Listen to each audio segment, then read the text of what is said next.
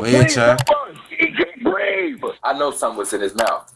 Boom. I'm like, babe, he choking. What's this? This was in his throat. I tried to know nothing I could do. On June 25th, 2022 Yo, in bro, Cleveland, Ohio. what? Hold on, chat. Y'all see the title of the video, though, right? Cops discover a horrific secret hidden in baby's throat. What does that mean?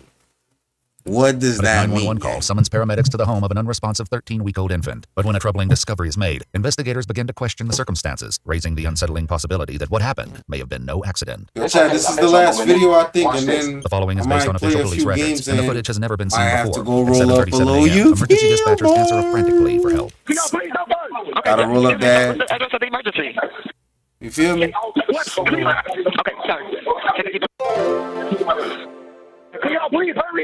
Crazy, bro. Crazy, bro. Hello. Gajo muito estranhos, mano. Muito estranhos. Hello. Yeah, that's what I be watching too, bro. Shout out DJ Ghost, no bad. A woman takes control of the call, finally getting vital information to the dispatcher. Banged on our door. Stop breathing. Okay, can you sit down? Can you just stay on the phone so I can talk to one person so I can get this help started? Yes. Are you with the patient now? Yes. We just and how is ma'am? 3 months. The dispatcher assures her that help is on the way, but with precious seconds slipping by, getting aid to the baby before paramedics arrive is critical. Okay, listen, ma'am. I'm going to show you how to get mouth to mouth. Okay, go. I'm ready. Come on. Okay, now completely cover the baby's mouth. And his mouth and nose with your mouth. Then I want you to blow 2 puffs of air into his lungs, about 1 second each, just enough to make the chest rise with each breath, okay? Yeah. Now, did you feel the air going in and out? Yes. At 7:46 a.m., paramedics finally reach the scene.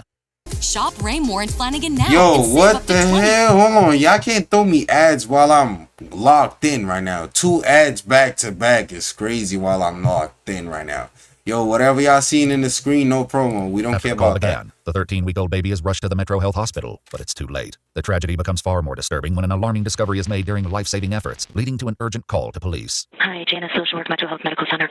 I'm calling to notify requesting police homicide, probably, for a baby death. EMS may have already called, but just in case, I need to make sure that it was called in. A quick check of her records finds no earlier notification to police. Why didn't they call us? It's a 13-week-old. I'll be honest with you, I don't know the answer. Baby. I wonder why. Did EMS pick the baby up? Yeah. Now, will you guys notify homicide? You know what? Yeah, are we bro. This a violent death? No. Well, we don't know. Undetermined.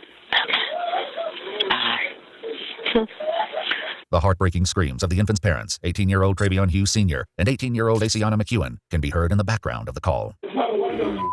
Oh, and they don't know how it happened. Undetermined. I mean, we have speculation, but I'm gonna say undetermined. Yo, how you don't know what happened? It's a baby game. Like, I know they be throwing everything in their mouth and stuff, but bro, come on, bro. Probably sooner than what later. type of parents are these, bro? How the blood-stained baby wipe became lodged in the infant's throat is now a question homicide detectives must work to answer. They meet with the infant's parents, as well as his brother Travier and his brother's girlfriend Cassandra, the woman who performed CPR during the 911 call. Hey guys. Hi. I'm Detective Loomis. Dad? Yes. So sorry for your loss, folks, honestly. Who was at home at the time? All of you guys? Okay. I was at work. You were at work? Okay. Investigators meet with Travion and Asiana separately in an effort to understand more about what happened with their son this morning. So, they both 18. That's why the kid is gone, bro. They both 18. How y'all both 18? I got kids, bro. Like, y'all could barely take care of yourself, bro. That's crazy, bro. I woke up and then I checked on him. It's like I do it every morning. I wake up and check on him because he sleeps right next to me in his bassinet. So I look on him. He was in the bassinet next to you? Mm-hmm. Okay. And he was up just staring. So I picked him up and I was just holding him, kissing him, and then I had put him down and started getting ready for work. After leaving for work, Travion was left to care for the baby. Not long after she left, the infant began to cry. When he was crying, I made him about him, and he'll choke himself like he grieved. Like this, bro. Every parent, every kid deserves a parent, but not every parent deserves kids, bro. You hear me? So I'll be pulling it out of his mouth, get him like pick him up, burp him, send him back down, let him drink again. I'll keep burping him because he'll keep going. He's premature, so I always did it constantly for him. And I set the little white board under his neck because when it's dripping down, you know how milk smells. Sometimes you call and say the baby was choking. I was already on the flight before the baby was choking and everything. I was already on the phone with him. It was like around 7. I don't know the precise time because I'm a DSP. I take care of older people with disabilities. So I was taking care of him, but I had my AirPod in, so I was listening to him. We was talking and everything. He was like, "Okay, I'm gonna step out the room real quick." He went to go step out the room, Then they got quiet. I didn't hear nothing. Then he came back in the room and was like, the baby choking, the baby choking. I know something was in his mouth. Boom. After I'm trying to. Oh my God, bro. Gang, I ain't gonna lie. Me, I don't know if it's just paranoia or something, gang. But if I have a kid, gang, on everything, gang, everywhere I go, this kid is coming with me, bro. Spell my mama, gang. Gang, everywhere I go, this kid is coming. Bro, I'm not taking my eyes a single second, bro. Because you know how kids be, bro? They be so random, bro. You leave them on the bed, all of a sudden they fall. You get what I'm trying to say? I'm not taking my eyes a single second from the kid, bro. Go down deep into it. I'm like, babe, he choking. So I'm trying to get this out of his mouth. I'm constantly doing it, but it's not working. So I'm overly panicked. He then explains that when his efforts to remove the obstruction weren't working, he ran to get help from Trevier and Cassandra. My big brother grabbed him, rushed to the kitchen, set him down on the countertop in the kitchen, doing this. You feel me? We see nothing. What we doing is working, so we called the ambulance. Who calls 911? His girl, my sister. I call her sister. Yeah, she called in the ambulance, telling them to rush here. Like, please hurry up. Please, can y'all hurry? Rush, please. Can you feel me? Then I was taking like over 20, 30 minutes, so we just waited. It's still sitting here, and he's constantly, you feel me? Like getting this little move, and I see it's not in his throat no more. It felt like it was lodged right here. When I was trying to go in here to his neck to get it out, he closing his mouth. He don't want me in his, like, you feel me? Like, he don't want me in his mouth. He closing it. You feel me? And that's what's made me hard for me to go in there because my hands are so thick. Well, you can feel it. You just couldn't get a grab on it. You feel me? Because it was too slippery. Did he say anything else to you? No, when I got to the house, I'm like, what happened? How did he choke? And then he was like, was wiping him down, the milk and stuff off him. He said the wipe next to him and walked out the room. And when he came back, the wipe was inside the baby's throat. You see, bro? He said he was trying to pull it out, but he couldn't. His hand was too big. Ah, bro, I hope, that's crazy, bro. So, God property, damn, which has now been secured as a crime scene. Investigators arrive on site and begin discussing the details of the case. Yeah, he's an advanced baby. He knows how to hold his own bottle. Like he when you try to pull the bottle away from him, he like reaches to grab it back. He'll pick it back up and put it back in his mouth. Okay. Does he ever put anything else in his mouth though besides the bottle? Anything he grabs. You're saying that he's bro, it's a kid, bro. They'll see literally a chunk of shit on the floor and they'll grab it and put it on their mouth, bro. It's kids. Babies at that. Not even kids, bro. A baby, gang. So it's like, of course, bro, he probably put the wipes that had pee or whatever the dad was cleaning him with in his mouth, gang. How you don't take everything around the baby before you go somewhere, bro? You don't put him somewhere, like, gang. That's what I be saying, bro. Like, do you remember anything specific he's ever put? Like, you gotta be on the baby, gang. Like, you can't take your eyes a single second out of the Paramedics baby. quickly arrived after the 911 call was placed, but once on scene, they said they were not notified that the 13-week-old boy had an obstruction in his throat by anyone at the scene, including Trevion, his brother Trevier, or Cassandra. Did you tell them that thing went down his throat? Yeah, they knew about all that. We told them that too, but I'm talking about my I didn't say that. They knew too. 24/7, bro. I'm trying to tell I you. don't know. Like, so the man, when this was going on, I was we'll get too busy raging, crying, jumping there. Where I panicking. Trevion insists the infant was still breathing when paramedics arrived. They told me they was able to get out, like he was still moving. Is what I'm saying. Yeah, but you can move. You still have some air. This is crazy, Oxygen in your blood a little bit. So it could have been like a solitary. Get my baby. No, they'll contact you when the funeral can come pick him up. The medical examiner's office would later determine the infant's cause of death to be asphyxia by choking. Doubt still lingers over how it got in the infant's mouth, as well as why paramedics weren't informed of the obstruction. This brings both Cassandra and Trevion back for an interrogation, where investigators seek to find the truth. When he came to the door, what did he say? He said that the baby's choking, help. Okay. Did he say what he was choking on? A wipe. Did he actually tell you that at that point in time? Yes, he said that he was choking on a wipe. But we didn't see anything. We didn't see the wipe. I'm looking, like, my biggest thing was call 911. I know we needed to start compression. Sure. His mouth was so small, so then as I'm on the phone 911, I took the step back that you said, I'm doing the CPR, the compressions and everything, and it seemed like he, I thought was getting air and keep going because he did, and then there was nothing. The question came up during the 911 call as the dispatcher attempted to guide her through performing CPR. Okay, kneel next to the baby and look in his mouth for food or vomit. Is there anything in his mouth? No. How this whole time? You didn't mention the word baby wipe to me at all. Yes, I did. Well, yeah, you didn't. We were recorded. Okay. On the 911 call, nobody mentioned baby wipe. When the EMTs got there, nobody mentioned baby wipe. However, at the very start of the 911 You call, see, like, a male's what- voice can be what? heard shouting that something was in the Make infant's them mouth. small minded.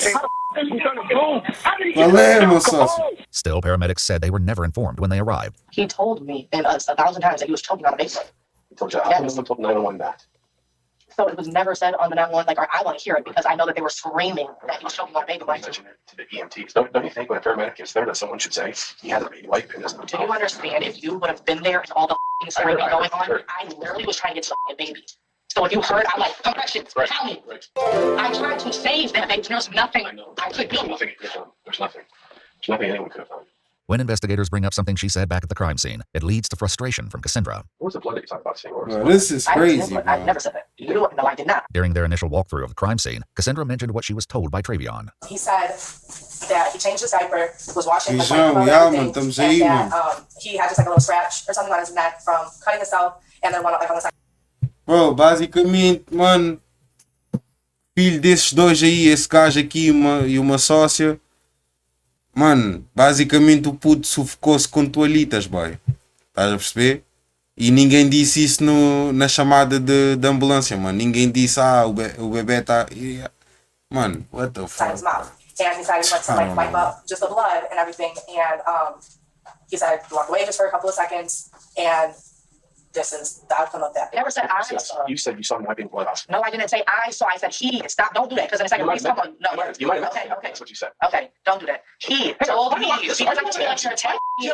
Because I'm telling you, this is literally the most a long time. And I feel like you should try to tell me what I'm saying, and I'm telling you what I'm saying. Getting nowhere with Cassandra, investigators wrap up the interview, hoping Travion might provide the clarity she didn't. He's left alone for a few moments, where he entertains himself while waiting for investigators. This is how we do. This is how we do.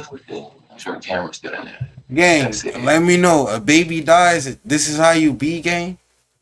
Something is wrong off the backboard. Because me... Detectives sit down with Travion once again, but his interview begins with less cooperation than the first, and quickly hits a wall. I know it sucks. But we got to figure out what happened. We got a bunch of questions, okay? So, but before we ask the questions, we're going to give you the random ones, okay? I know, but I'm not speaking without my lawyer. Okay, well, that's fine. Then we're going to place you under arrest for murder of the baby. What? Based on the evidence that we have. This ain't no evidence. This ain't no evidence. Okay. Stand up and answer. Why am I getting arrested for? Hey. This is how we do it. Nah. You don't want to talk, bro? Straight. Come on, bro. It's a baby, yeah. man. Okay. I understand everything you're saying, yes. And every single one of those people tell us that there's no way that a 13-week-old baby picked up this is my son. Balled it up and put it in his mouth. I know he ain't balled it. Oh, I'm not asking any questions. All right. Love games, but hate the grind. I don't want to watch this, bro. Like, it's a baby game when it comes to babies, On July bro. 28, 2022, choosing to present his defense at trial. According to news reports, while awaiting trial, Travion and Asiana welcomed another child, whose young voice can be heard in a call between the two parents from jail. Hey, baby. Hey, Daddy. Hey, Miracle. Hey, Daddy. Hey, Daddy, baby. Daddy. Stop abusing me. My baby. Baby, I hit you. What the hell? Again on May 22, 2024, Asiana testified that she was on FaceTime with Travion at the time of the incident and that she saw him pick up the baby and run out of the room after screaming that he was choking. Tests of the baby wipe revealed the infant's DNA was present, but there was no trace of Travion's. However, while both parents told investigators the infant would regularly grab things and put them in his mouth, a forensic pathologist with the Cuyahoga County Medical Examiner's Office testified that a 13-week-old doesn't have the dexterity and ability to force a wipe to the back of their throat. That's a fact, bro. So something happened, bro. I don't know, man. This is weird, bro. Like, I don't know, bro. Yeah, I don't know, bro. Yeah, bro. Like I said, every kid deserves parents, but not every parents deserve kids, gang.